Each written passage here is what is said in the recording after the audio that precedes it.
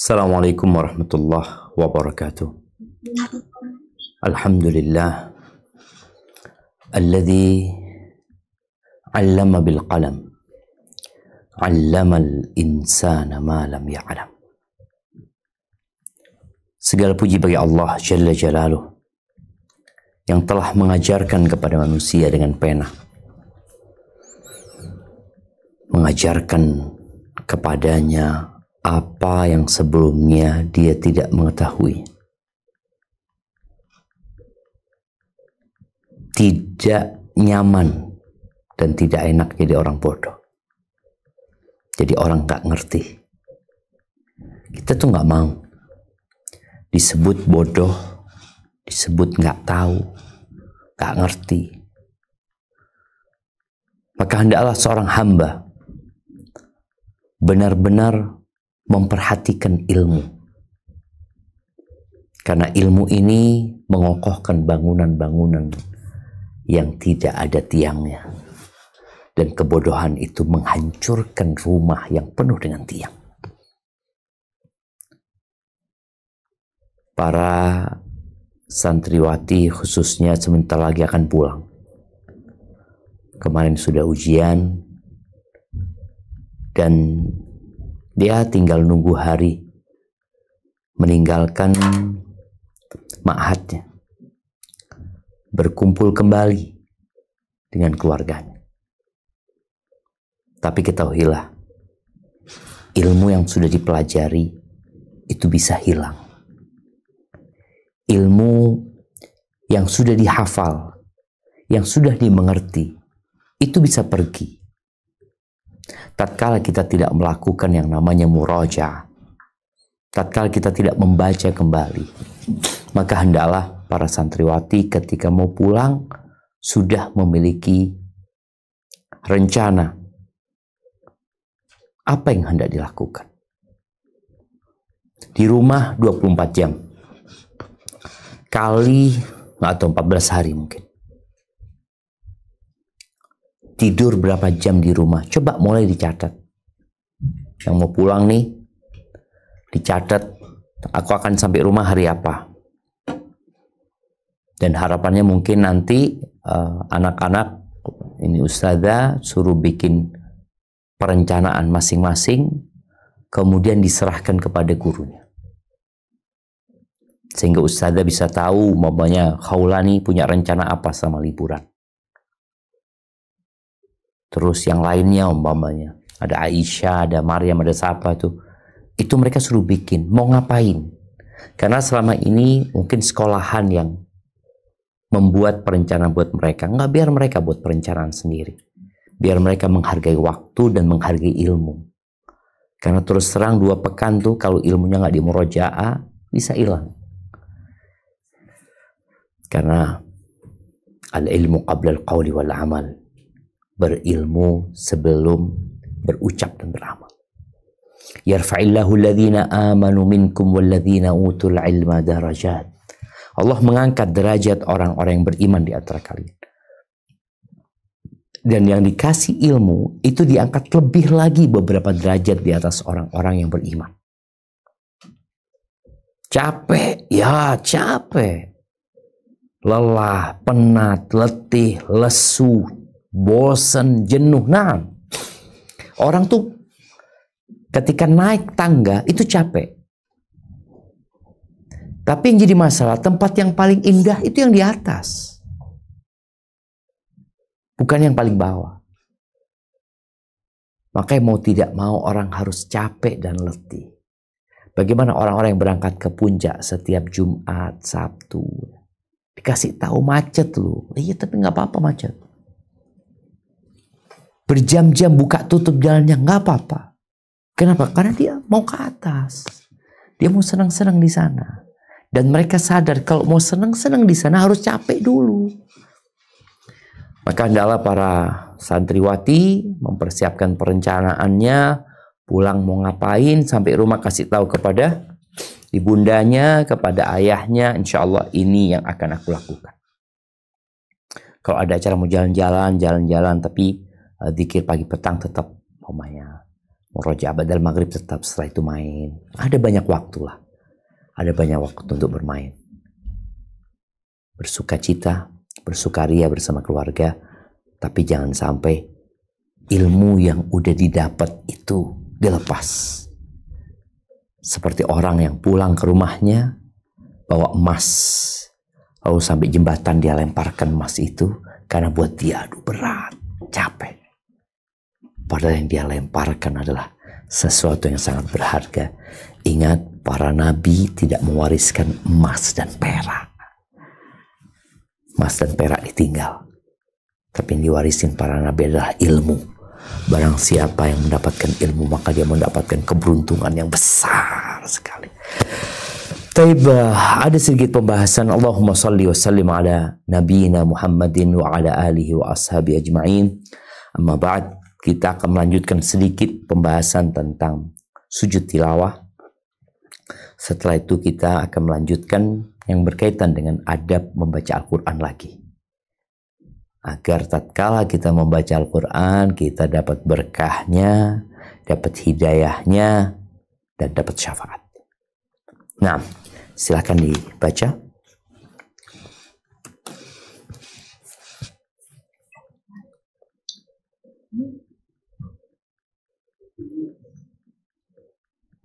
Afwan Ustaz, ini dari yang melanjutkan yang kemarin dulu kan Ustaz? Iya betul, yang halaman 152 ya.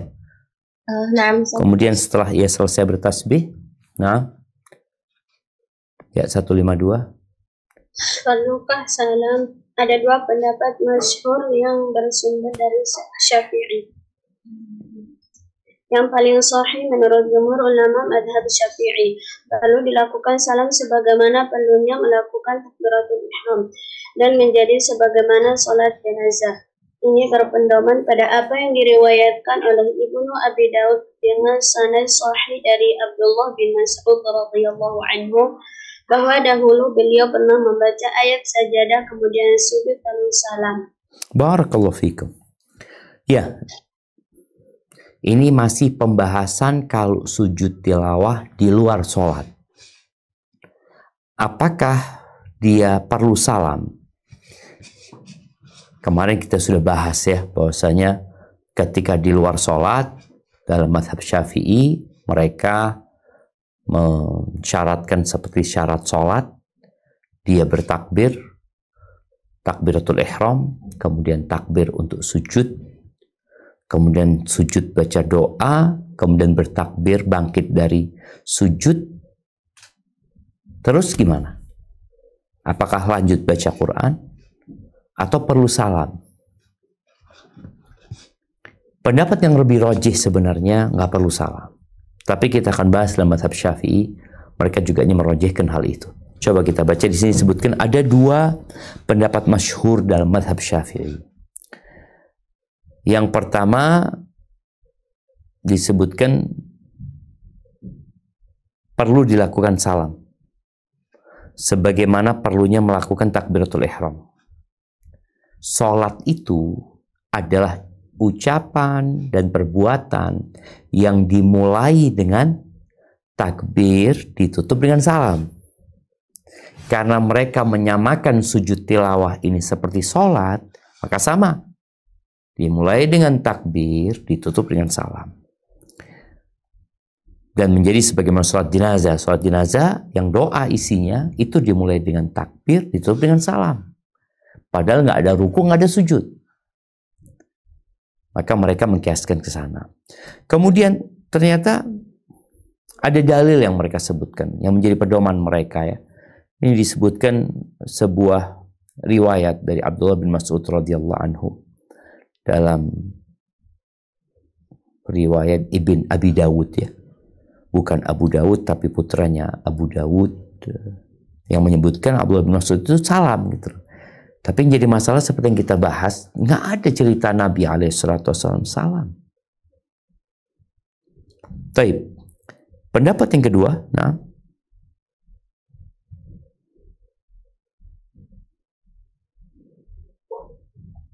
yang kedua, tidak perlu sebagaimana sujud tilawah saat sholat. karena tidak adanya riwayat dari Nabi Shallallahu Alaihi Wasallam mengenai hal tersebut. Untuk yang meyakini pendapat pertama, apakah perlu tasyahud? Taib, ini kita lihat jemaah. Pendapat yang kedua, nggak perlu. Sebagaimana kita ketika sujud tilawah sedang sholat, ya sudah takbir aja. Nggak ada assalamualaikum kemudian berdiri lagi. Dan tidak ada riwayat bahwa Nabi SAW melakukan hal itu. yakni beliau setelah sujud tilawah, beliau salam.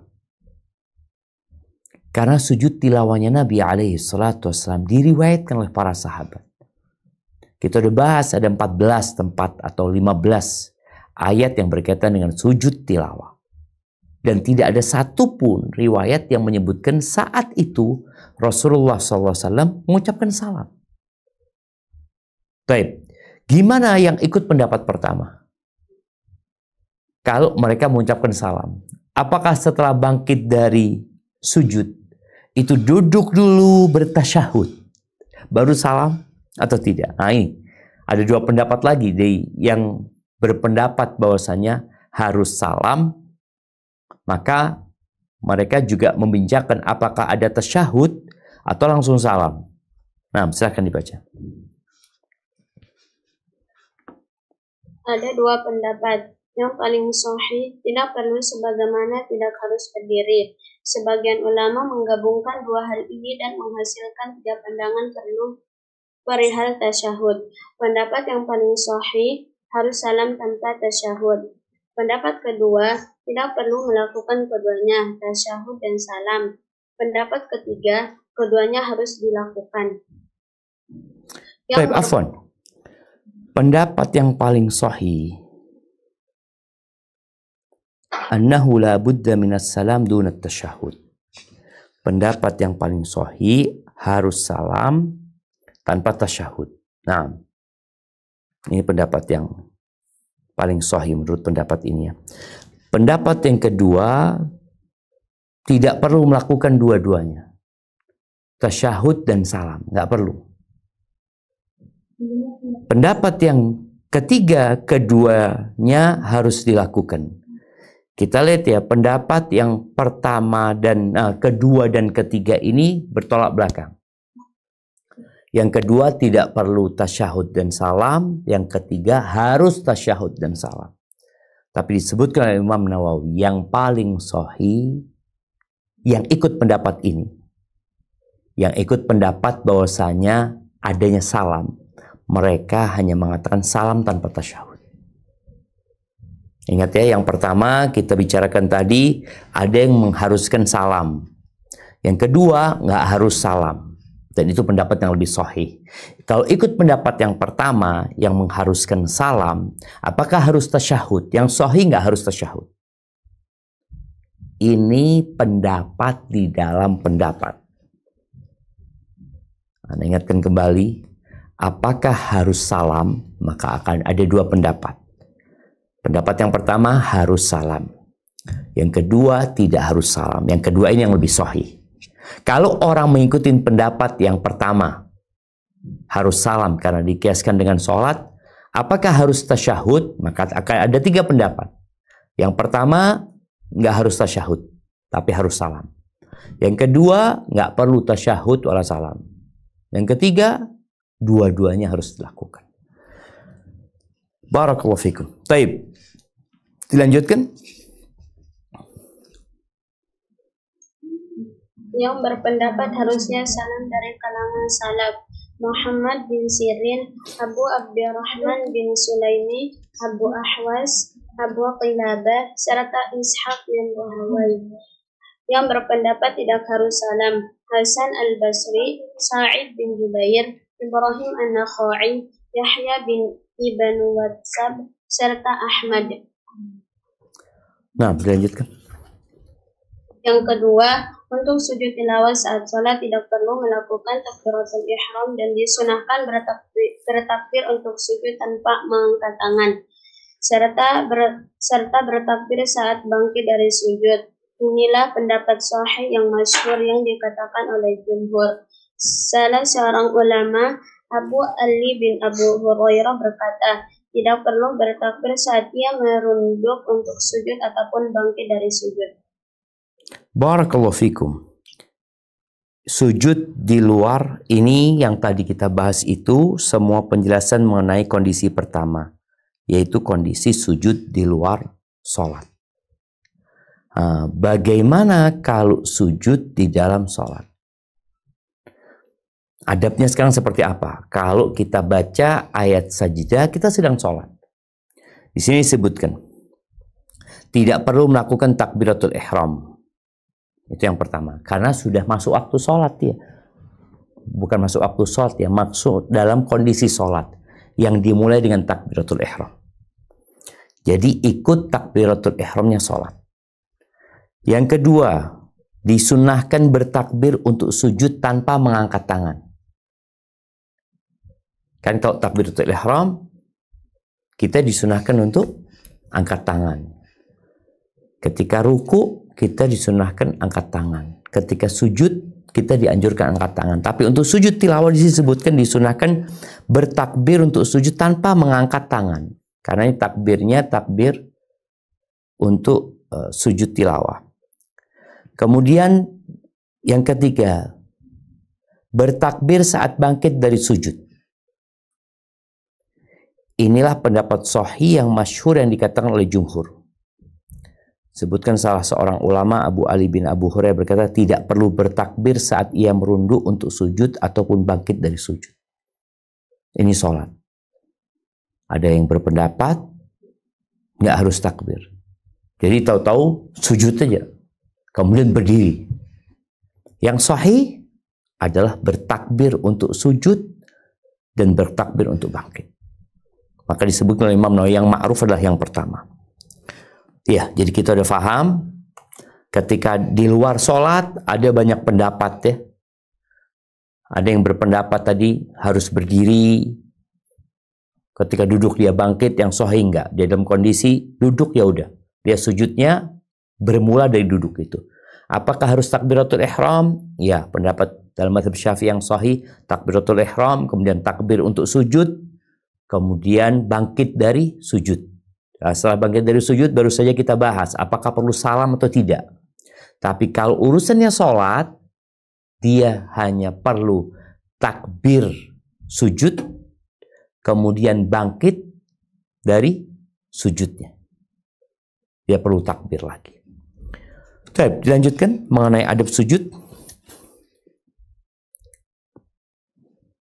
Yang makruh pendapat pertama mengenai adab sujud, bentuk dan bacaannya, sama seperti sujud di luar sholat, dengan tambahan jika posisinya sebagai imam, maka hendaknya ia tidak memanjangkan bacaannya, kecuali jika ia tahu bahwa tidak ada masalah bagi makmum jika ia memanjangkan bacaannya. Barakallahu fikum ya, ini pembahasan bacaannya sama. Yang kita bahas di luar sholat dengan yang dalam sholat sama.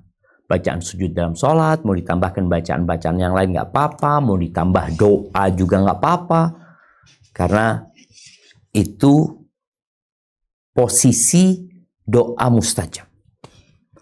Tapi bagaimana dengan imam? Imam ini tidak sholat sendirian. Oleh karena itu imam itu adabnya, ketika dia mau sholat, dia luruskan shafnya. Nabi alaihissalatu wasallam memandang kepada makmumnya, dilihat. Sehingga dia tahu makmumnya tua-tua apa muda. Shafnya udah lurus apa enggak. Karena di sini disebutkan nih, dia nggak boleh memanjangkan bacaannya. Kecuali dia tahu orang-orang senang. Karena anak ingat, anak pernah jadi imam dulu. Ketika di pesantren, ya namanya kita baca hadis, kita ingin langsung ngamalin. Bagaimana dianjurkan memperbanyak doa ketika sujud. Oh, kita sujud udah panjang-panjang. Habis sholat ditegur sama jamaahnya. Dikatakan, Ustadz, kalau jadi imam perhatikan makmumnya. Terus terang, anak termasuk yang kalau lama sujudnya jadi pening, pusing dia. Kalau lama, kalau biasa enggak. Nah, ini perlu diperhatikan. Tapi kalau imamnya tahu-tahu Allahu Akbar, dia nggak tahu dengan kondisi makmumnya. Kalau makmumnya senang, antum lihat makmumnya muda-muda, umpamanya lagi sholat taraweh ya. Kan sholat taraweh bisa di masjid, bisa di rumah, di musola. Kadangkala ada teman-teman di Surabaya itu bikin program sholat taraweh 11 rakaat, 1 rakaat 1 juz. Nah, udah dikasih tahu nih, yang semuanya kita 1 juz. Yang nggak kuat ya udah dia bisa duduk, mungkin dia sholat di masjid lain. Sehingga imamnya udah tahu nih, makmumnya siap. Maka dia memperpanjang nggak apa-apa. Tapi kalau ternyata makmumnya nggak siap, jangan. Karena Rasulullah SAW pernah menegur Mu'ad bin Jabal ketika dia jadi imam di kampungnya, sholat isya baca Al-Baqarah. Dilanjutkan. Kemudian jika ia bangkit dari sujud langsung berdiri tanpa duduk istirahat. Ini adalah permasalahan aneh yang jarang disyariatkan. Baik, di sini ada tambahan ya. Kemudian jika ia bangkit dari sujud langsung berdiri tanpa duduk istirahat. Nah, ada tambahan di bahasa bila khilaf, tambahi bila khilaf. Tanpa ada perselisihan. Tanpa ada perselisihan. Ya, itu artinya bila khilaf. Jadi, ketika tadi dia hendak sujud tilawah, maka dia nggak perlu angkat tangan. Tatkala dia mau takbiratul ihram, dia angkat tangan. Dia mau rukuk, dia angkat tangan. Sami Allah liman hamidah, dia angkat tangan. Ketika dia sujud, dia nggak angkat tangan. Ketika sujud tilawah, dia juga nggak angkat tangan. Sujud aja dia langsung. Nah, ketika bangkit dari sujud, disunnahkan sujud, disunnahkan duduk istirahat. Sebagaimana diriwayatkan dalam hadis-hadis yang sahih ya. Tapi untuk sujud tilawah nggak perlu sujud, nggak perlu duduk istirahat. Hendaklah dia langsung berdiri. Ini tanpa ada perselisihan. Namun subhanallah, ini disebutkan. Sekarang lanjutkan. Ini ada permasalahan.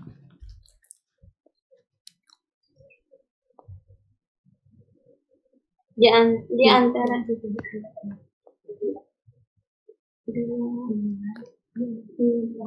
dibaca, ini adalah permasalahan aneh. Nah, ini adalah permasalahan aneh yang jarang disyariatkan. Oh, Di antara disyarahkan sebenarnya, bukan disyaratkan. Yang jarang mungkin ditulis, yang jarang dibahas, yang jarang dibahas.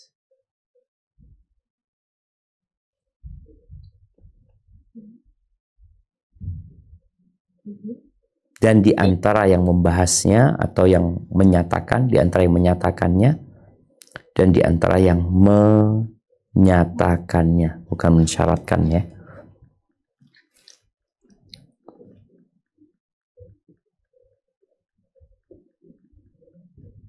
Tafadhali.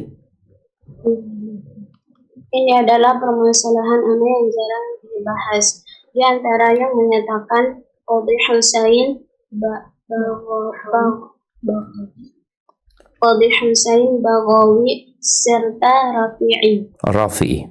Ya, ini jamaah kita lihat ya, memang ada masalah-masalah detail yang ya kita harus baca gitu, harus mengkaji.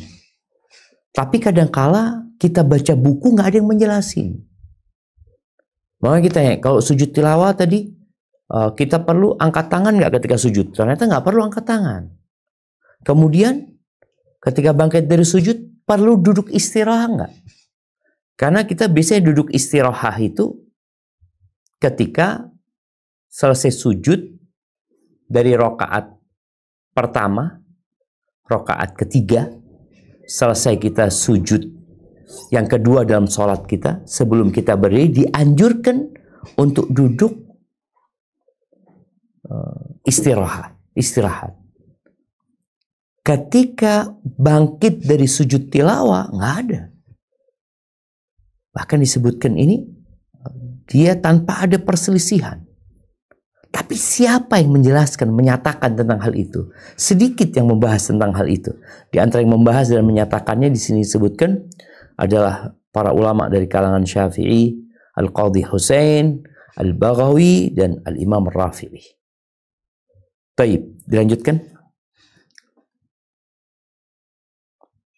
Ini berbeda dengan sujud salat karena menurut pendapat sahih yang dipilih dari pendapat Syafi'i berdasarkan hadis-hadis sahih yang diriwayatkan oleh Bukhari dan lainnya. Disunahkannya duduk istirahat setelah sujud kedua pada rakaat pertama dalam setiap salat dan pada rakaat ketiga salat fardu 4 rakaat. Nah, jadi dalam mazhab Syafi'i itu dianjurkan duduk istirahat. Tapi untuk sujud tilawah nggak ada duduk istirahat. Barakallahu fiik. Baik, masalah yang terakhir. Kemudian jika bangkit dari sujud tilawah diharuskan untuk berdiri tegak. Dan ketika sudah tegak berdiri disunahkan membaca sesuatu. Kemudian ruku dan boleh jika telah tegak berdiri segera sujud tanpa gerak. Iya, ini sujud tilawah di dalam sholat. Ada orang-orang yang baca sujud tilawah, khususnya mungkin yang sujud tilawah berada di akhir surat. Seperti di surat An-Najm. Atau yang ada di surat Al-Alaq. Wasjud waqtarib. Dia sujud, kemudian dia bangkit. Nah, ketika dia bangkit ini, apakah dia harus baca surat lain, baca qul huwallahu ahad, atau dia boleh langsung ruku? Disebutkan di sini, disunnahkan membaca sesuatu. Jadi bangkit, bacalah 1 ayat, 2 ayat, baru kemudian ruku. Tapi kalau dia mau langsung ruku, nggak apa-apa. Jadi yang dibicarakan ini, disunnahkan baca, dibolehkan nggak baca. Berarti dia ketika sudah tegak, dia langsung Allahu Akbar ruku. Atau dia baca, Idza jaa nasrullahi wal fath wa ra'aitan nas yadkhuluna fi dinillahi afwaja fasabbih bihamdi rabbika wastaghfir innahu kana tawwaba. Baru dia Allahu Akbar ruku. Itu diperbolehkan. Tapi sunnahnya baca, tapi dibolehkan nggak baca, dia langsung ruku. Sehingga kita tahu adab ini jangan menyalahkan imam dengan mudah. Loh, imamnya kok langsung ruku ini, nggak baca apa-apa. Boleh. Walaupun Imam Nawawi lebih mensunnahkan, lebih afdal kalau dia baca sesuatu. Tapi alhamdulillah. Jamaah rahimakumullah, dengan ini kita sudah menyelesaikan bab yang berkaitan dengan sujud tilawah. Cukup panjang ya, kalau nggak salah kita 3 pertemuan mungkin membahas tentang yang berkaitan dengan sujud tilawah. Kita akan lanjutkan dengan pembahasan waktu-waktu pilihan untuk membaca Al-Quran. Kapan? Ini yang mau liburan juga harus tahu. Kapan waktu-waktu yang afdal untuk baca Al-Quran? Kalau di sekolah mungkin ya waktunya baca adalah jam pelajaran. Ya dia harus baca tuh. Setoran sama gurunya, atau dia tilawah sendiri, atau dia murojaah. Tapi selain waktu-waktu yang sudah ditetapkan di sekolah, ada waktu-waktu yang dianjurkan kita membaca Al-Quran. Kita akan mulai pembahasan ini. Tafadhali. Waktu-waktu pilihan untuk qiraah. Qiraah yang paling afdal adalah saat sholat. Menurut madhab Syafi'i dan lainnya, memanjangkan berdiri saat sholat lebih afdal daripada memanjangkan sujud. Qiraah di luar sholat yang paling afdal adalah qiraah pada malam. Barakallahu fikum. Tunggu di sini. Daripada memanjangkan sujud, ditambahi dan yang lainnya. Dan yang lainnya. Ya, ini kalau bicara qiraah, yang paling afdol adalah saat sholat. Ada orang baca Quran di luar sholat. Ada orang membaca Quran ketika sholat. Mana yang lebih afdol? Ya ketika sholat kau baca. Kau dalam kondisi menghadap kiblat, kita bisa bayangin ya orang yang membaca sholat ketika membaca Quran ketika sholat. Semua adab-adab yang dia pelajari, dia lakukan. Dia pakai baju yang layak. Dia menghadap kiblat. Dia berdiri. Kemudian dia takbir. Lalu dia baca tuh. Maka di sini disebutkan itu yang lebih afdol. Jadi waktu murojaah Quran yang paling afdol buat kita nih semuanya adalah ketika sholat. Sholat duha, qobliyah, ba'diyah, atau sholat fardu sendiri. Engkau baca. Maka disebutkan di sini memanjangkan berdiri saat sholat lebih afdol daripada memanjangkan sujud dan yang lainnya. Yang lainnya maksudnya memanjangkan ruku, memanjangkan duduk. Yang lebih afdol adalah memanjangkan berdiri. Ketika sujud, mana yang lebih afdol, berdiri apa sujud? Jadi kalau dilihat hadis yang menjelaskan tentang keutamaan sujud, Masya Allah. Sujud itu adalah posisi di mana hamba paling dekat sama Allah Azza wa Jalla. Cuma ketika sujud gak boleh baca Quran. Gak boleh. Baca Quran ketika berdiri. Maka memanjangkan sujud pun diperintahkan. Tapi bukan untuk baca Quran. Untuk berdoa. Jadi ada hadis Nabi SAW menyebutkan bahwa afdhalus salatul qunut. Sebaik-baiknya salat adalah yang panjang kunutnya. Nah, kunut ini apakah hanya untuk berdiri atau sujud juga? Coba kita baca firman Allah di surat Az-Zumar ayat 9. Nah,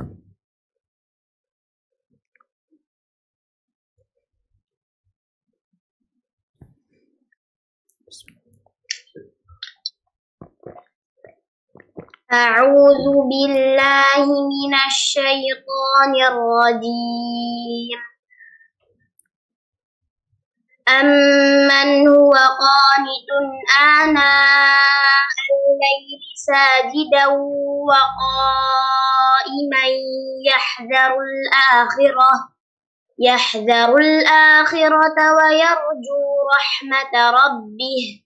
Qul hal yastawi alladhina ya'lamuna walladhina la ya'lamun. Innama yatadzakkaru ulul albab. Apakah kamu, hai orang musyrik yang lebih beruntung, ataukah orang yang beribadat pada waktu-waktu malam dengan sujud dan berdiri, sedang ia takut kepada azab akhirat dan mengharapkan rahmat Tuhannya? Katakanlah, adakah sama orang-orang yang mengetahui dengan orang-orang yang tidak mengetahui? Sesungguhnya orang-orang berakallah yang dapat menerima pelajaran. Na'am, barakallah fikum ya.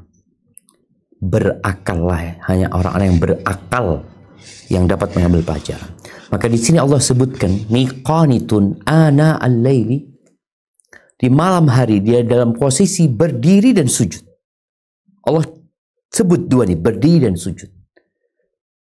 Maka sujud yang panjang pun dianjurkan untuk berdoa memohon kepada Allah Azza wa Jalla. Ada pembahasan para ulama ya berkaitan dengan panjangnya berdiri ini. Lebih utama banyak rokaatnya atau panjang berdirinya. Artinya dia nih, satu rokaat dia sama dengan 2 rokaat orang lain. Karena dia bacaannya panjang. Boleh jadi orang ini sudah 4 rokaat, ini masih 2 rokaat. Ini masih rokaat pertama, ini sudah salam. Membicara sholat sunnah umpamanya seperti itu. Mana yang lebih utama? Maka yang berdirinya panjang nih. Namun disebutkan juga para ulama bagaimana dengan sholat-sholat yang ada anjuran jumlahnya. Seperti sholat malam.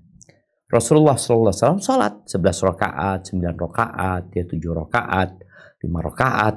Umpamanya berkaitan dengan sholat witir tadi. Lebih utama dia sholat 11 rakaat dengan bacaan yang mungkin 11 rakaat setengah jam, atau dia cuma 7 rakaat tapi 1 jam. Lebih utama mana? Apabila memandang kepada panjangnya berdiri, maka lebih utama yang berdirinya panjang. Tapi kan di satu sisi ada angka yang ingin dicapai. Maka sebagian mengatakan yang 11 rakaat lebih afdal gitu loh. Ahibati fillah, sholat ini nanti akan ditimbang. Jumlah itu dicatat. Bobot dan kualitas itu ditimbang. Makanya kadang-kala kita melihat ada makanan yang jumlahnya banyak, sama. Umpamanya kita beli bawang. Bawang itu anggap ada 100 siung bawang itu. Yang ini cuma 50 siung. Ketika ditimbang lebih berat yang 50. Kalau jumlahnya lebih banyak yang 100. Kenapa? Ternyata yang 100 ini udah kering. Udah membusuk kadang-kala. Jadi nggak berat lagi dia sudah ringan. Yang ini masih segar.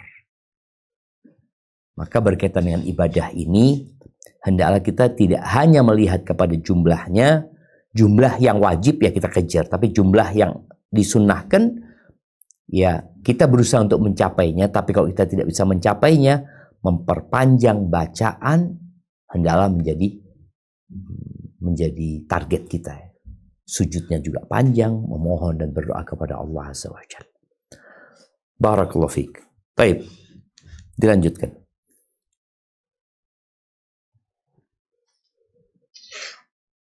Setengah akhirnya lebih utama daripada setengah awalnya. Qiraah pada waktu antara maghrib dan isya mahbubah. Qiraah pada siang hari yang paling afdal adalah setelah sholat subuh. Dan bukan berarti qiraah di selain waktu-waktu tersebut makruh. Barakallahu fikum. Ya, ini bicara bacaan di luar sholat. Kalau ketika sholat, ya paling afdal ya ketika sholat ya. Maka murojaah yang paling afdal adalah ketika engkau sholat. Engkau gunakan yang engkau hafal, mamanya anak-anak baru hafal 2 halaman. Ya. Sudah, bismillah. Kau ambil wudhu, kau baca. Baca dengan suara yang terdengar. Engkau dengar sendiri, atau kalau di waktu malam hari engkau keraskan. Gak apa-apa, temanmu yang dengar mungkin salah bacaanmu, dia bisa perbaiki. Itu yang paling afdal. Di luar sholat disebutkan di sini. Yang paling afdal adalah qiraah pada malam hari. Oleh karena itu Quran ketika datang pada hari kiamat memberikan syafaat, salah satu yang diucapkan oleh Quran itu, aku ashartu layali, aku yang membuat dia begadang di malam hari. Ngapain baca aku? Baca Quran dia itu. Ini lebih utama.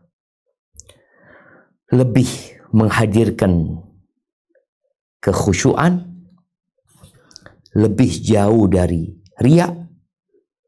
Karena boleh jadi orang-orang udah pada tidur, pada nggak ada yang tahu ya. Maka dibahas lagi di malam hari ini, ternyata waktu malam hari yang 12 jam itu nggak sama levelnya.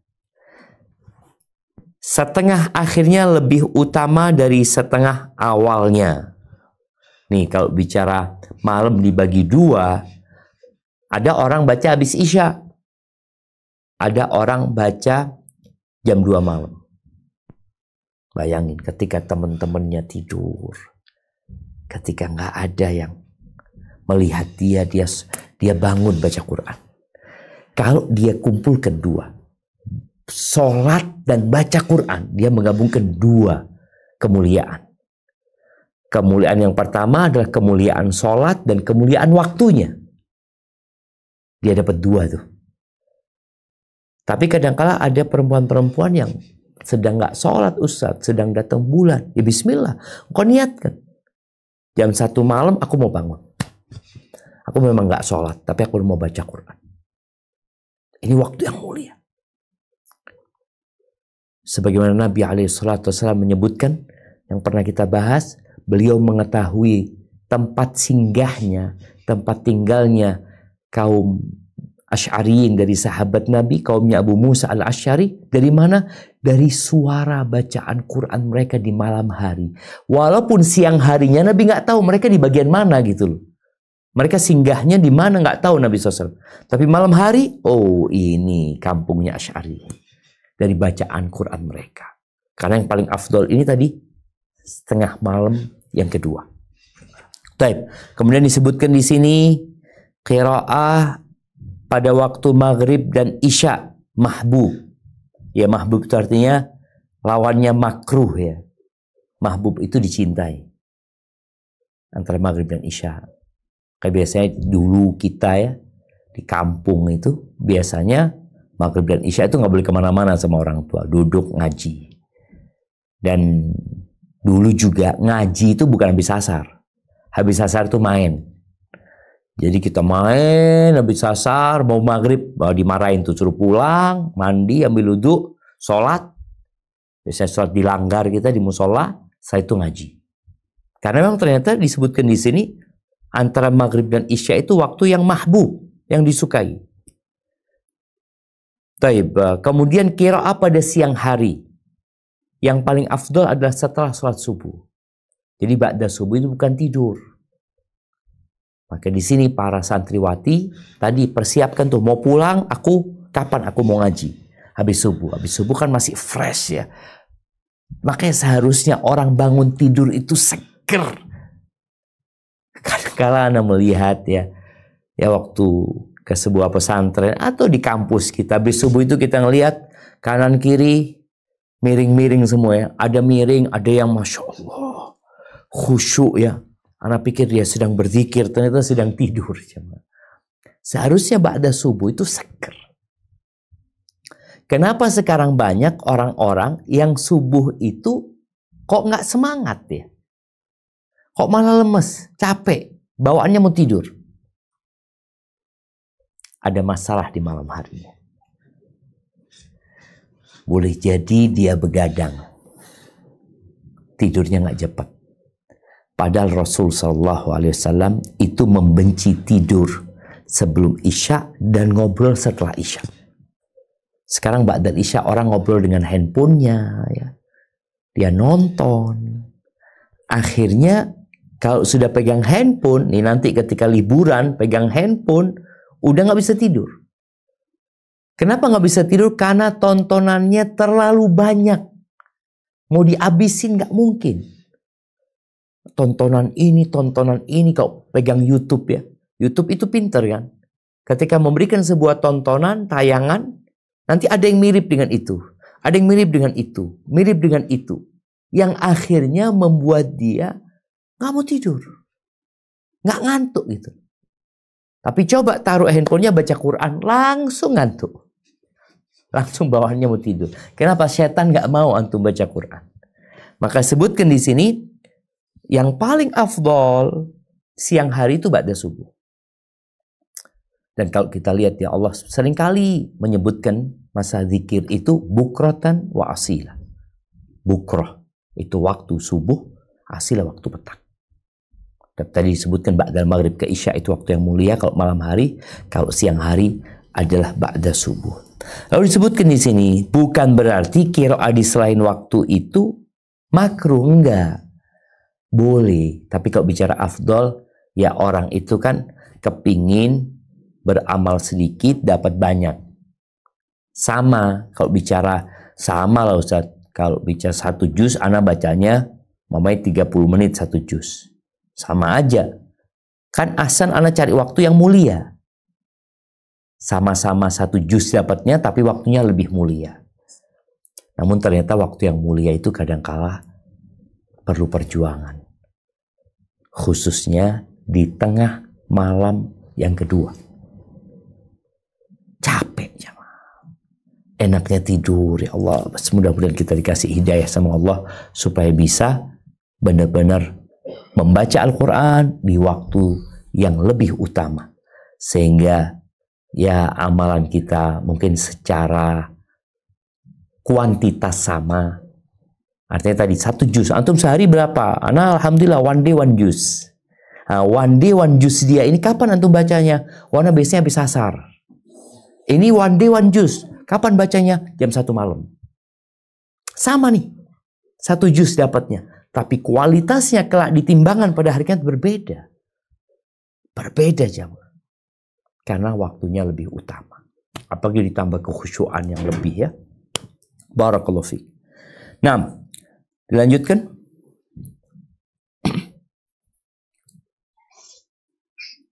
Mengenai apa yang diriwayatkan oleh Ibnu Abi Daud dari Mu'in bin Rifa'ah dari guru-gurunya bahwa mereka tidak menyukai qiraah setelah sholat asar.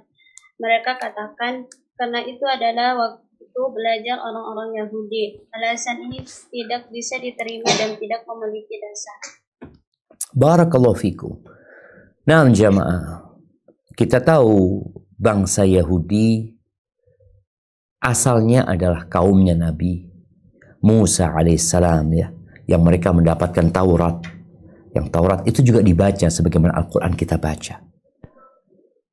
Di sini ada riwayat dari Ibn Abi Daud, dari Mu'an bin Rifa'ah, dari guru-gurunya, mereka nggak menyukai bacaan ba'dal asar. Makruh kata dia. Kenapa? Karena Yahudi pada waktu itu mereka ngaji kitab mereka. Sedangkan kita diperintahkan menyelisihi Yahudi. Kok kita baca Quran habis asar? Namun ternyata pernyataan ini nggak ada dasarnya. Ya wallahu alam ya, apakah perlu dikaji? Ana juga belum mengkaji lebih dalam lagi ya. Apakah benar orang-orang Yahudi itu kalau baca Taurat hanya habis asar? Tapi sejatinya nggak ada masalah kita baca Quran mau habis asar, karena kita tidak ada ingin menyerupai orang Yahudi, dan juga ini disebutkan la aslalahu, ini nggak punya sumber yang jelas, nggak punya sandaran yang jelas, yaitu memakruhkan bacaan Quran setelah sholat asar. Sehingga yang kajian habis asar umpamanya musola ada TPA biasanya habis asar, nggak ada masalah buat mereka. Walaupun tadi disebutkan kalau ba'dal maghrib itu lebih afdal, karena itu sudah masuk waktu malam ya. Jadi waktu malam lebih afdal daripada waktu siang, sedangkan waktu siang disebutkan yang paling afdal adalah ba'da subuh. Baik, kalau hari apa yang lebih afdal kita baca Quran? Tafadhal. Adapun hari-hari pilihan untuk membaca Al-Quran adalah hari Jumat, Senin, Kamis, hari Arafah, 10 terakhir Ramadan, 10 hari pertama bulan Dzulhijjah, serta hari-hari pada bulan Ramadan. Nah, ada tambahan di sini sebenarnya. Adapun hari-hari pilihan disebutkan di sini. Adapun bulan setelah tulisan 10 hari pertama bulan Dzulhijjah, wa minasyuhur, adapun bulan-bulan pilihan adalah bulan Ramadan ya. Adalah bulan Ramadan, bukan hari-hari pada bulan Ramadan tapi bulan Ramadannya. Tapi sekarang di sini ada, tadi kita bicara waktu. Yang waktu manusia insya Allah semua sama, 24 jam. Hari 7 hari. Bulan 29 sampai 30 hari. Baik, kalau bicara hari yang paling afdol disebutkan hari Jumat. Hari Jumat ini hari yang paling mulia.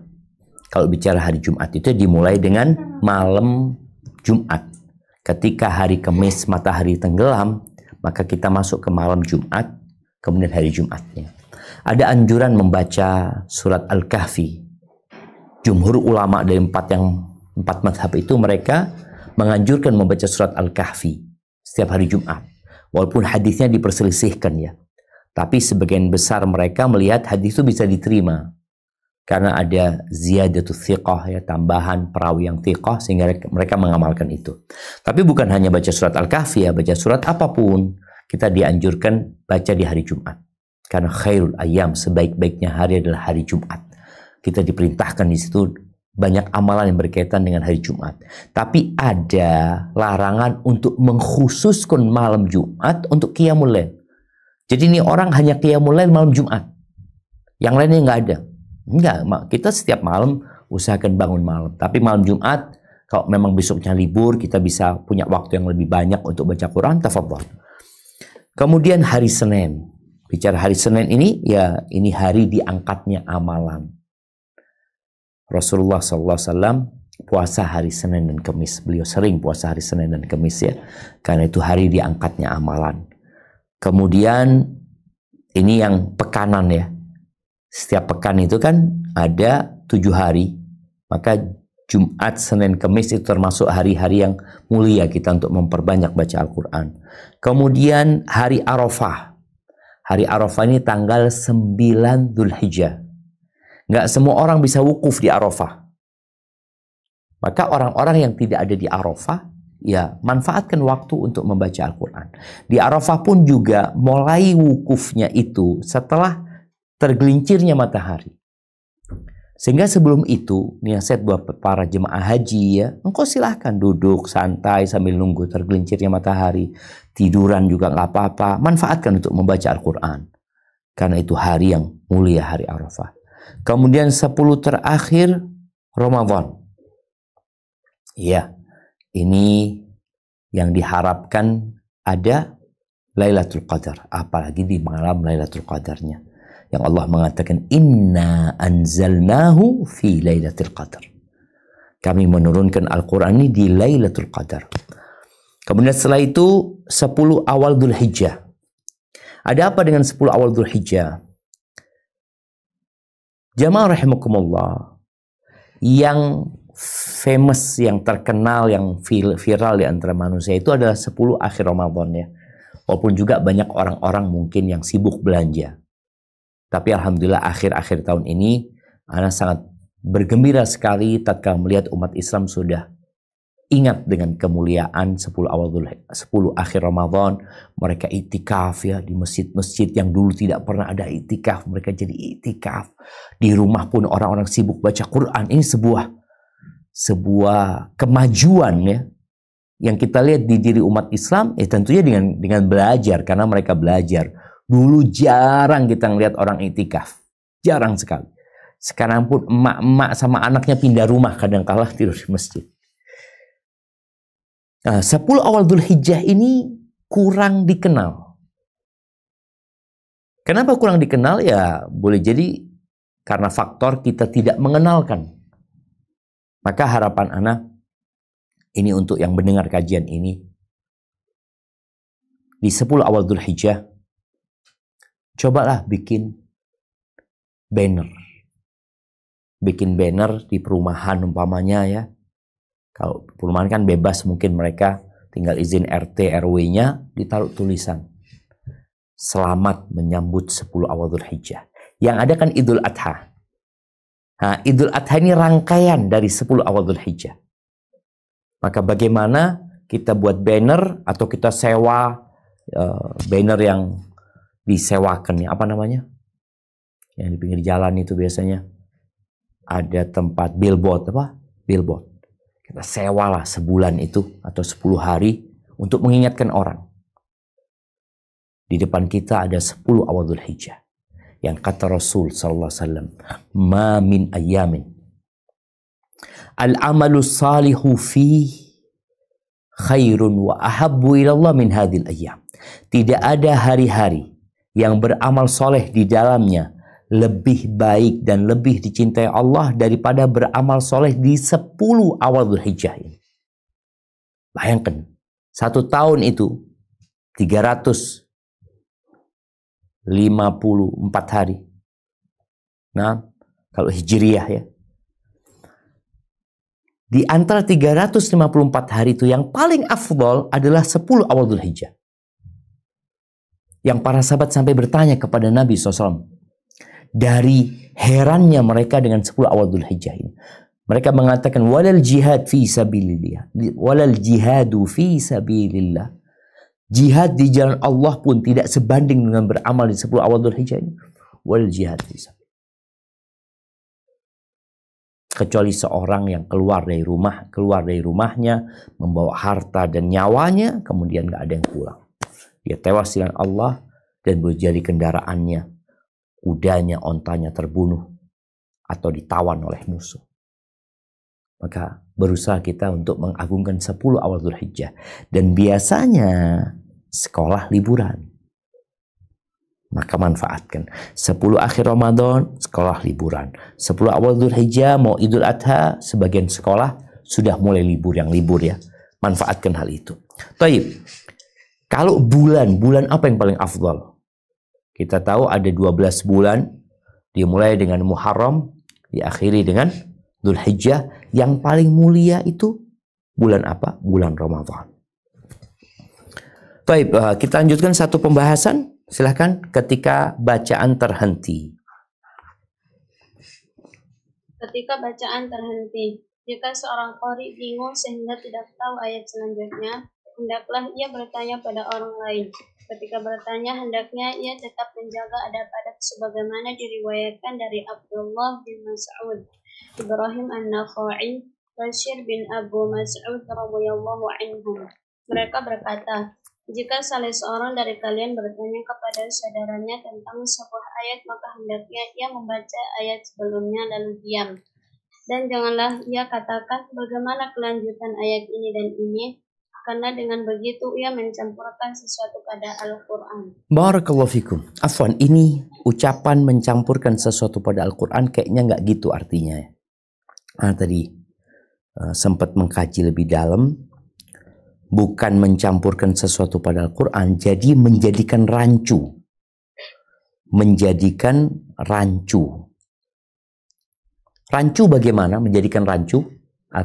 Menjadikan rancu aja. Jadi mencampurkan sesuatu pada Al-Quran itu dicoret. Nah, yang ada karena dengan begitu ia menjadikan rancu. Ini bicara adab. Jadi ketika kita lupa sebuah ayat, antum mau tanya, ya udah bacakan aja ayatnya, bacakan ayatnya lalu antum diam. Nah, orang itu biasanya akan apa? Akan nyambung tuh. Tahu ketika antum diam ya, berarti antum nggak bisa melanjutkan. Ini kalau orang yang kita mau tanya ini dengerin kita. Hanya saja kadang-kala orang itu nggak dengerin kita.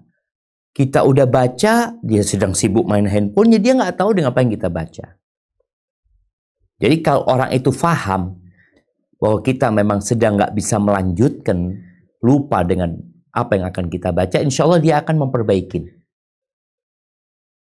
Karena kan orang itu kalau lagi diam, dengerin. Ibnu Mas'ud dan yang lainnya, jangan kau tanya pertanyaan seperti disebutkan, wala yaqulu kaif wa kadza wa kadza. Gimana katanya? Gimana setelah ayat ini ayat apa? Orang itu malah jadi rancu buat dia, apa ya ayatnya? Tapi kalau engkau baca seperti seorang guru ketika dengar muridnya baca kemudian diam, biasanya akan dilanjutkan. Ini bicara adab ya. Tapi kalau orang itu nggak melanjutkan, ya terpaksa kita tanya sama dia, afwan, Ana mau baca ayat, ada yang lupa Ana. Antum baca lanjutannya apa? Jadi di awal kita katakan, Ana nggak tahu lanjutan ayat ini, bacakan ayat. Mungkin dengan seperti itu dia akan melanjutkannya. Yang lebih utama nggak perlu kita tanya sebenarnya, tapi kita membacakan secara langsung. Namun kalau nggak sadar ya mau gimana lagi? Ketika dia nggak sadar kita sedang butuh bantuan dia. Barakallahu fiik. Itu mungkin yang dapat kita kaji pada kesempatan kali ini. Insya Allah kita akan lanjutkan pada pembahasan yang akan datang, entah setelah anak-anak pulang dari liburan mungkin. Yang jelas apa yang sudah dipelajari tolong diamalkan. Ilmu itu nggak ada gunanya, nggak ada manfaatnya kalau sekedar dihafal, kalau sekedar untuk jawab ujian. Ilmu itu akan mendatangkan berkah tatkala kita amalkan dalam kehidupan ini. Asalkan pengamalannya dengan ikhlas dan berharap pahala dari Allah Azza wa Jalla. Santriwati yang pulang bawa tuh Qur'annya, alhamdulillah aku sudah dikasih sama Allah 10 juz Al-Quran. Bayangkan 10 juz ini ada berapa huruf, engkau hitung tuh. Jadi boleh jadi kalau bicara ayat 10 juz itu ya kira-kira 2000 ayat lebih. 2000 tuh. Engkau punya 2000 ayat. Alhamdulillah. Satu ayatnya boleh jadi berisi beberapa huruf yang itu merupakan petunjuk yang Allah turunkan kepada Nabi kita Muhammad alaihissalam. Tolong dibaca, tolong dipelajari, ditadabburi, kemudian diamalkan. Barakallahu fiik. Kita masuk ke sesi tanya jawab. Nah, ana kembalikan ke moderator. Alhamdulillah, barakallahu fiik wa jazakallahu khairan atas materinya Ustaz. Baik, untuk selanjutnya kita memasuki sesi tanya jawab. Silahkan yang mau bertanya di chat ataupun yang mau raise hand. Ya. Untuk yang pertama ada Ibu Evi. Tafadholi.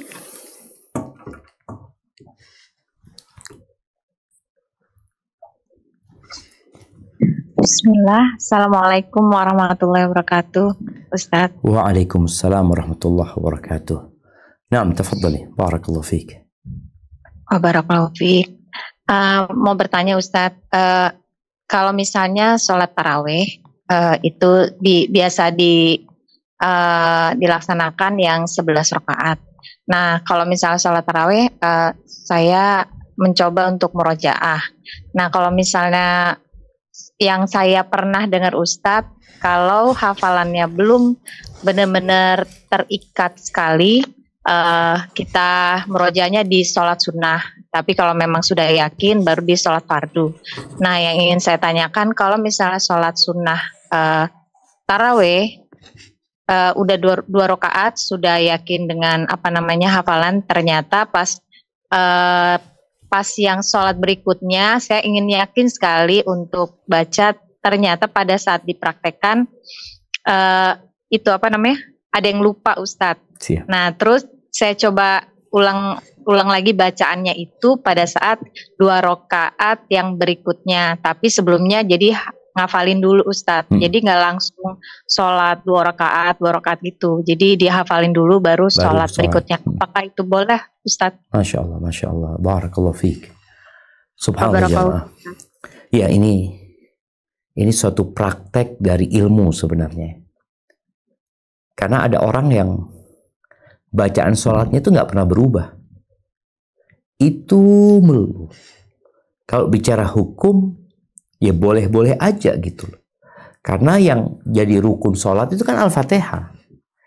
Tapi bagaimana seorang muslim itu berusaha untuk naik tingkatannya? Jadi harus punya ambisi menuju ke derajat yang tinggi. Dan membaca ayat-ayat baru yang kita hafal, itu akan membantu kita untuk konsentrasi. Karena kalau kita nggak konsentrasi, nggak nyambung nanti. Atau bisa bercampur sebagian ayat dengan ayat lainnya. Kalau tadi yang udah dipraktekkan itu adalah setiap kali mau sholat, kita baca dulu. Udah hafal, baru kita sholat. Nggak apa-apa, akan dapat 2 pahala nih. Pahala membaca di luar sholat dan pahala membaca ketika sedang sholat. Dan boleh jadi prakteknya juga letakkan Al-Quran di hadapanmu. Ketika sholat sunnah, tadi kan udah disampaikan ketika sholat wajib, ya sudah yang hafal pasti. Ketika sholat sunnah, kita boleh baca lewat mushaf.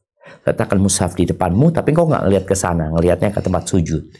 Namun tatkala memang lupa, maka kau baru lihat Quranmu.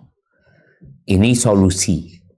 Tapi kalau dia tadi sebelum sholat sudah murojaah, kemudian dia baca lagi supaya dapat fadilah membaca Quran ketika sholat, maka insya Allah engkau akan mendapatkan itu. Ahibati fillah, tidak semua orang bacaannya lancar. Hafalannya juga mutqin atau mutqan, hafalan dia. Namun jangan menghalangi untuk tidak membaca Al-Quran dengan yang sudah dihafal. Kalau engkau hafal 3 juz ketika sholat, bacalah umpamanya, ya aku pekan ini baca juz amma. Mulai sudah dari amma yatasaalun, kemudian an-nazi'at, kemudian abasa, kemudian takwir ya, kemudian al-infitar, kemudian mutaffifin. Mulai dia seperti itu membacanya. Wah, pekan ini, pokoknya pekan ini aku habiskan dalam sholat umpamanya, bukan dalam sholat sunnah, dalam sholat fardunya, khususnya buat emak-emak. Nanti umpamanya pekan depan aku akan baca 1 juz. Umpamanya seperti itu. Jadi ketika nggak hafal dia murojaah lagi. Ketika dia sholat kemudian dia, ya Allah ternyata aku lupa. Soalnya kalau di luar sholat kadang-kala kita lupa, kita buka Quran lanjut lagi. Tapi ketika sholat kita tahu kalau kita nggak ingat dengan apa yang kita baca. Seperti itu insya Allah baik ya. Jadi semoga para penghafal Al-Quran bisa menjadikan yang dia hafal itu sebagai bacaan sholat mereka. Hadza wallahu a'lam bissawab. Nah.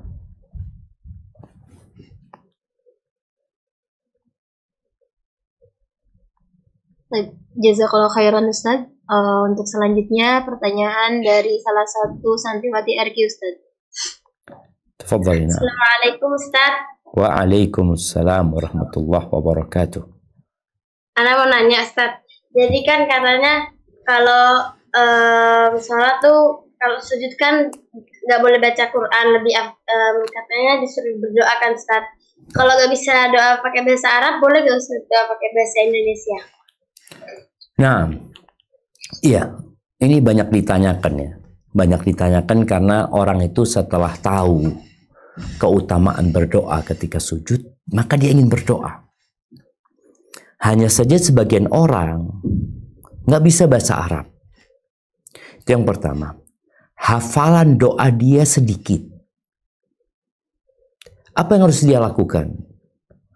Yang harus dia lakukan yang pertama, sebelum dia berdoa dengan selain bahasa Arab, yang pertama usahakan dia menghafal doa-doa Nabi alaihi salatu wassalam. Kenapa? Karena bicara doa ketika sholat, ketika sujud, umpamanya itu sebelum salam, itu memang sebagian ulama membolehkan untuk membaca doa dengan selain bahasa Arab, dengan selain diajarkan Nabi alaihi salatu wassalam, untuk orang yang memang nggak bisa. Sama sekali nggak bisa, ngafal juga nggak bisa dia. Tapi ketika seperti anak-anak yang sedang belajar di pesantren, kayaknya dia mampu. Dia bisa menghafal doa Al-Quran aja dia hafal. Apalagi cuma doa-doa yang ya nggak sampai 1 halaman mungkin doa yang tidak dia baca ketika sholat. Maka nasihat ana, hendaklah membaca doa-doa yang diajarkan Nabi alaihi salatu wassalam. Kalau mau baca doa yang selain diajarkan Nabi di luar bahasa Arab, bacalah di luar sholat. Itu akan lebih utama.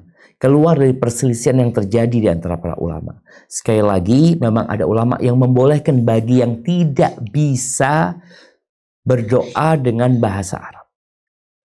Kenapa kok doa-doa Nabi alaihissalam atau doa-doa yang disebutkan dalam Al-Quran ya? Insya Allah para santriwati ini yang hafal, banyak hafal doa dalam Al-Quran. Tapi tidak niat baca Quran, karena nggak boleh baca Quran. Seperti Rabbana atina fid dunya hasanah wa fil akhirati hasanah wa qina adzabannar. Ini doa ada dalam Al-Quran. Jadi ketika sujud baca doa itu. Tapi tidak niat baca Quran. Kenapa? Apa bedanya sekarang baca doa dari ayat Al-Quran dan membaca ayat Al-Quran? Kalau membaca ayat Al-Quran, dia itu berharap pahala dengan setiap hurufnya. Setiap huruf kan kalau baca Quran dapat pahala. Tapi kalau nggak niat baca Quran, ya nggak dapat pahala. Nah, ketika kita sujud, kita tidak niat baca Quran. Kita niat berdoa. Maka nggak apa-apa. Kemudian doa-doa yang diajarkan itu oleh Nabi SAW. Itu doanya pendek, tapi maknanya luas sekali. Sedangkan kita kadang kala doanya panjang, isinya 1, 2. Maka hendaklah tetap berusaha untuk menghafal doa-doa yang diajarkan Nabi alaihissalam. Bukan dihafalkan aja, dihafalkan doanya, kemudian dihafalkan artinya. Sehingga kita tahu apa yang sedang kita pinta. Karena Allah Azza wa Jalla tidak mengabulkan doa yang bersumber dari hati yang lalai. Barakallahu fiik. Nah. Jazakallahu khairan Ustaz. Selanjutnya pertanyaan di chatroom Zoom. Assalamualaikum warahmatullahi wabarakatuh Ustaz. Waalaikumsalam warahmatullahi wabarakatuh. Lebih afdol waktu subuh dan tengah malam, artinya di saat kita dalam keadaan segar dan dari bangun tidur. Saya sering melakukan membaca di setelah subuh, asar, maghrib, dan isya. Pemilihan waktu bukan dikhususkan Ustadz, karena tidak setiap hari, karena tidak di setiap hari. Bisa jadi 2 kali saja atau 3 kali. Dan subuh hampir selalu baca, kecuali asyik di kajian Ustadz Ba'da Subuh di YouTube. Dan yang paling banyak tantangan adalah waktu maghrib dan isya, mengantuk berat. Tetapi tetap baca. Tengah malam jarang baca Ustadz. Gak mau mengganggu waktu tidur.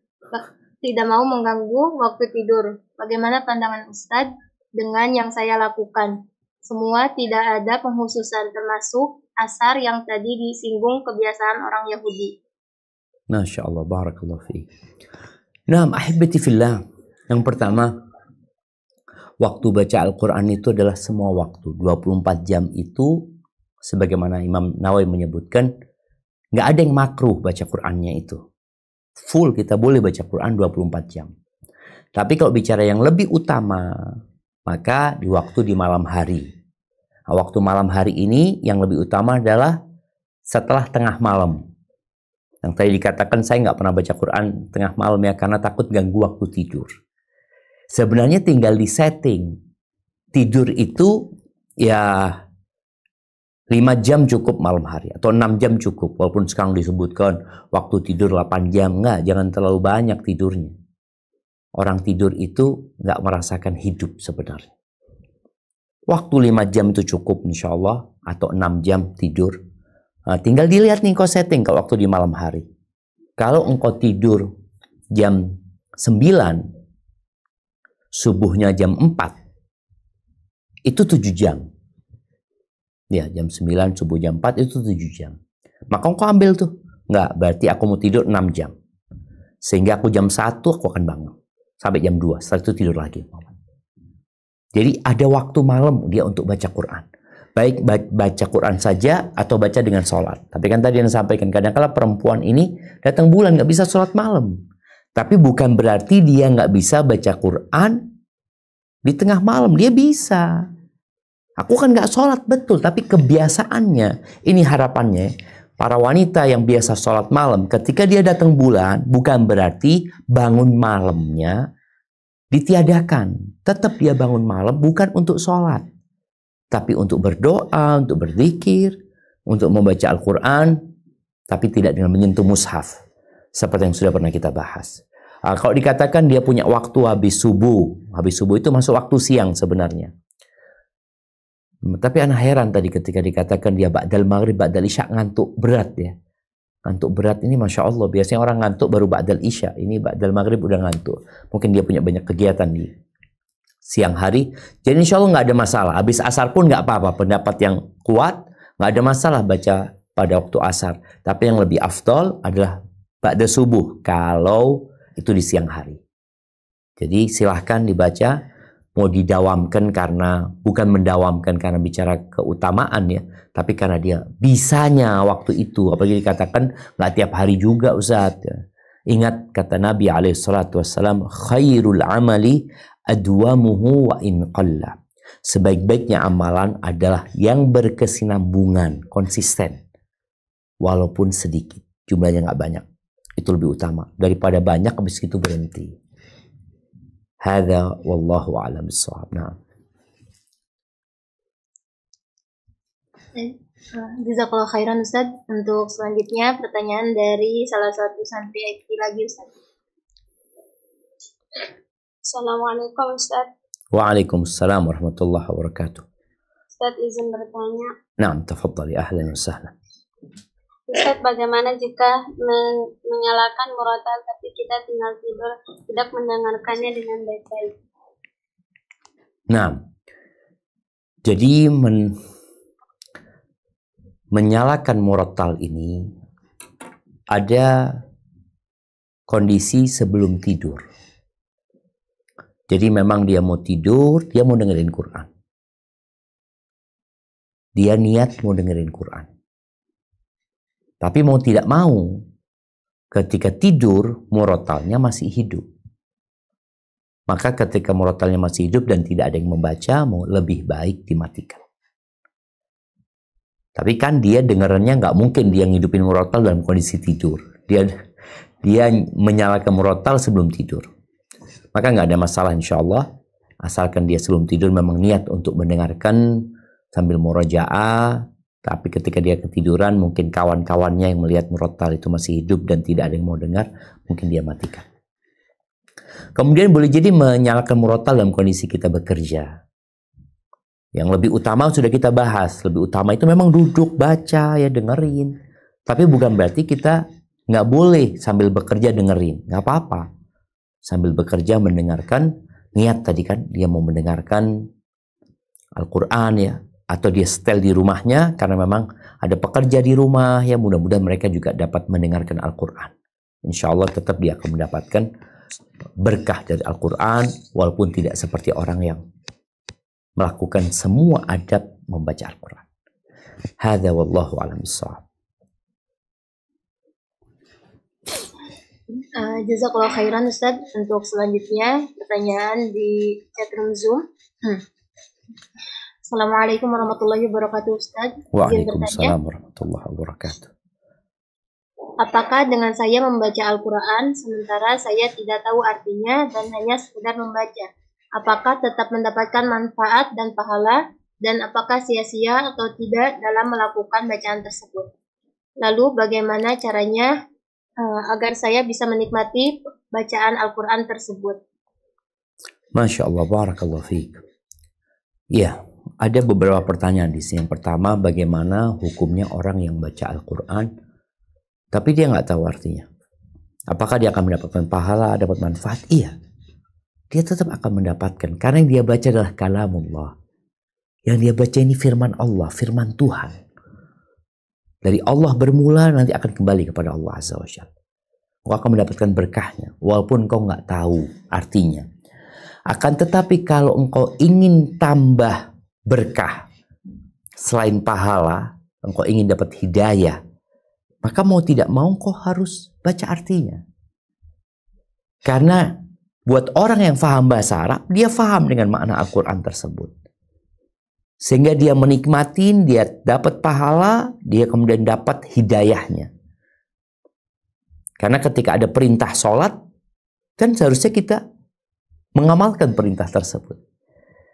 Ada orang yang baca Al-Quran dengan suara yang bagus, tapi dia nggak tahu artinya. Dia sedang membaca umpamanya di surat Al-Baqarah, ya ayyuhalladzina amanu taqullaha wa dharu ma baqiya minar riba in kuntum mu'minin. Dia baca, wahai orang-orang yang beriman, bertakwalah kepada Allah dan tinggalkan sisa-sisa riba kalau engkau beriman. Nih orang yang nggak tahu artinya, dia mungkin pelaku riba, dia makan riba atau dia memberi makan riba, dia baca aja. Padahal dia sedang dalam larangan Tuhan. Karena dia nggak tahu artinya. Maka ketika dia baca tahu artinya, dia takut, ya Allah ya, aku masih melakukan ini ya Allah umpamanya. Perintah, wa kullil mu'minati yaghdudna min absarihinna wa yahfadna furujahun. Katakan kepada wanita-wanita yang beriman agar mereka menundukkan pandangan mereka dan menjaga kemaluan mereka. Dia baca, Allah, aku belum mengamalkan ini. Disitulah hidayahnya. Di mana di maknanya. Ya, tanya firman Allah ini turun untuk memberikan hidayah. Untuk mendapatkan hal itu, ya kita baca, kita fahami, kita tadabburi.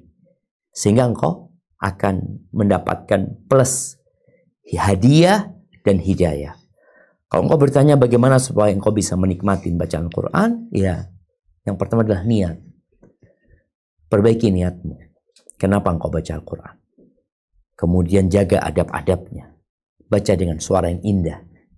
Orang itu ada yang niatnya hanya sekedar untuk menghatamkan Al-Quran. Maka dia nggak peduli bacaannya, ada tajwidnya, yang penting hatam. Maka mulai saat ini jangan. Target hatam ada, tapi hatam dengan hidayah yang diharapkan dari Allah Azza wa Jalla. Kemudian bacalah dengan suara yang bagus, Lalu tadi adab-adab bacanya di malam hari ketika sepi, itu lebih utama lagi. Makanya kita ketika bicara adab ini, tujuan utamanya adalah bagaimana kita memberikan nasihat kepada Al-Quran yang Allah turunkan ini. Untuk kebaikan kita tentunya, yaitu dengan adab-adab itu diamalkan. Hadza wallahu a'lam bissawab. Jazakallahu khairan Ustaz. Selanjutnya, Assalamualaikum warahmatullahi wabarakatuh Ustaz. Waalaikumsalam warahmatullahi wabarakatuh. Nah. Izin bertanya Ustaz, jika membaca surat Al-Mulk lebih afdol di malam hari pada waktu maghrib atau isya atau di waktu yang lain Ustaz, semisal zuhur atau asar. Dan satu lagi pertanyaan, kalau kita berdoa di dalam sholat setelah tasyahud akhir, itu telunjuknya tetap dalam keadaan masih diangkat atau diturunkan saja Ustaz? Jazakallahu khairan Ustaz. Masya Allah, barakallahu fiik. Nah, ahibati fillah, kalau bicara mana yang lebih afdal, baca surat Al-Mulk ba'da al-maghrib atau ba'da al-asr atau ba'da al-zuhur. Nah, tadi tuh, maka alhamdulillah kita sudah punya kaidah nih. Tadi udah kita pelajari bahwasanya waktu yang paling mulia baca Quran itu adalah malam hari. Jadi antara maghrib dan isya lebih utama daripada ba'da al-asr menuju ke maghrib. Atau ba'da al-zuhur atau ba'da subuh. Di malam hari lebih utamanya adalah setelah tengah malam. Nah, kalau di siang hari engkau mau cari waktu yang afdol di siang hari itu ba'da subuh. Itu lebih utama. Jadi mungkin itu yang perlu diperhatikan. Baik. Adapun berkaitan dengan doa ketika tasyahud akhir, apakah dalam posisi jari telunjuk masih ngangkat? Insya Allah iya. Yang lebih utama karena jari telunjuk juga digunakan untuk berdoa, memohon kepada Allah Azza wa Jalla. Di luar sholat pada hari Jumat, Rasulullah SAW kalau berdoa itu dengan jari telunjuk, tidak dengan angkat tangan. Nah, ketika sholat kita memang nggak angkat tangan, maka dengan jari telunjuk itulah kita memohon kepada Allah Azza wa Jalla. Selesai berdoa baru diletakkan jari telunjuknya. Barakallahu fiik, sepertinya itu menjadi pertanyaan terakhir ya. Kita akan masuk ke kuis. Baik, apakah sudah bisa dibacakan yang pertama dari kuis? Belum. Baik. Jazakallahu khairan Ustaz atas jawaban dari pertanyaan-pertanyaan. Kemudian selanjutnya kita memasuki sesi kuis. Untuk sesi kuis, untuk santriwati RQ terlebih dahulu atau untuk santri RQ dulu. Baik. Nah. Tafadhol Ustaz. Baik. Bismillah. Untuk bentar ya.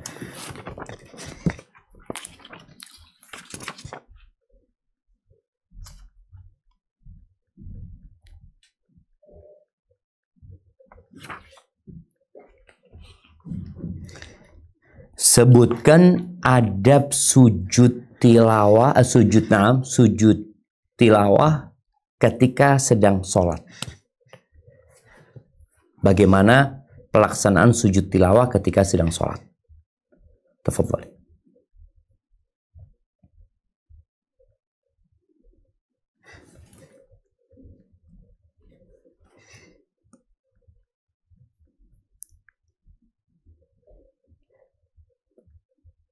Naam, tafadhali. Praktek nih. Ya, tafadhali.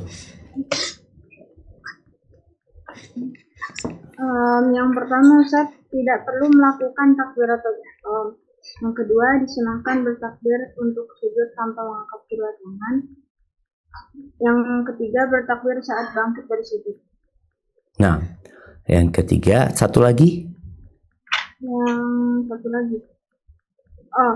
Tidak perlu bertakbir saat ia merunduk untuk sujud ataupun bangkit dari sujud. Tunggu. Kan takbir tadi udah. Yang pertama takbir untuk sujud tanpa angkat tangan. Kemudian takbir untuk bangkit. Ya, ada satu lagi. Sebelum berdiri itu apa ya? Ada adab yang perlu diingatkan di situ.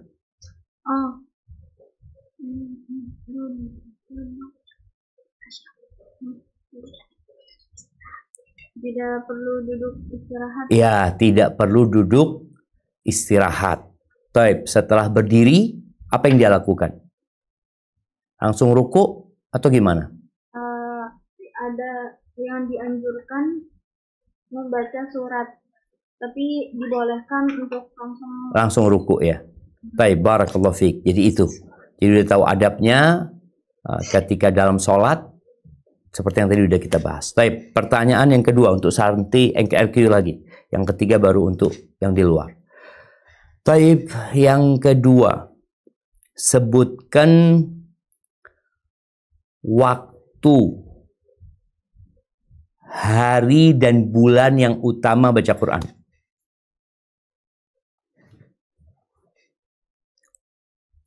Waktu, hari, dan bulan.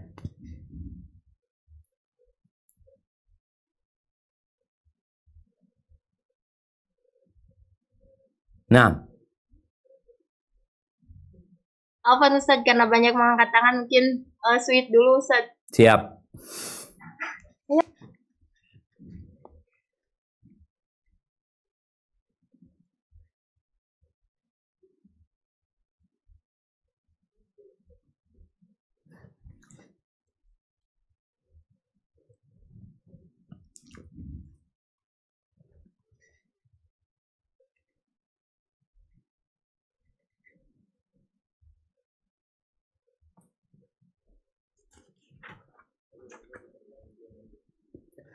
Udah dapat.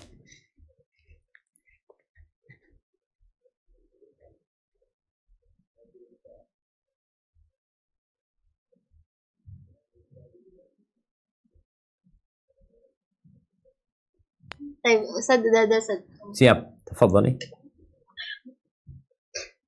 Ada hari Jumat, Senin, Kamis. Itu hari, kalau waktunya sekarang. Waktu dulu. Waktunya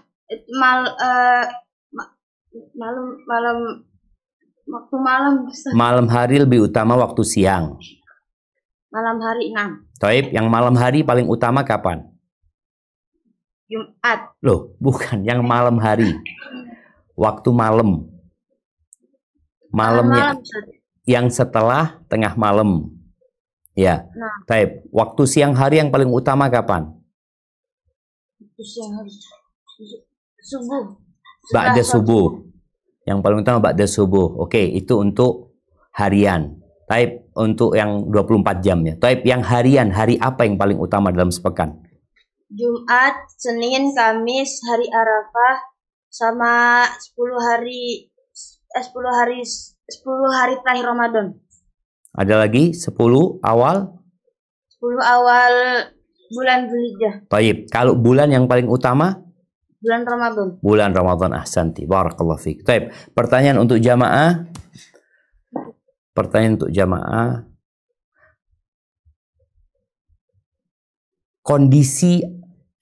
Pada kondisi apa membaca Al-Quran paling utama?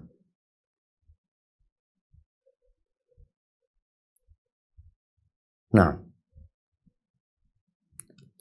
pada kondisi atau posisi seperti apa bacaan Al-Quran lebih utama?